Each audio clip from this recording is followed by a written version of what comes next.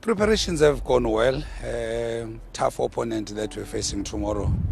The previous result indicates that Swallows are a difficult side. You can even see the signings that they've made this season. They're not going to be an easy team to play against. But having said that, we're defending champions. We must act likewise. We must try and protect what we have already obtained.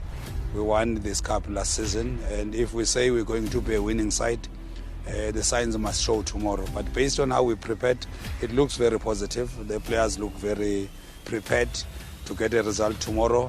I just hope that we just stick to the plan that we made, and if that happens, we're going to get the result, and we're going to proceed into the next round come tomorrow afternoon.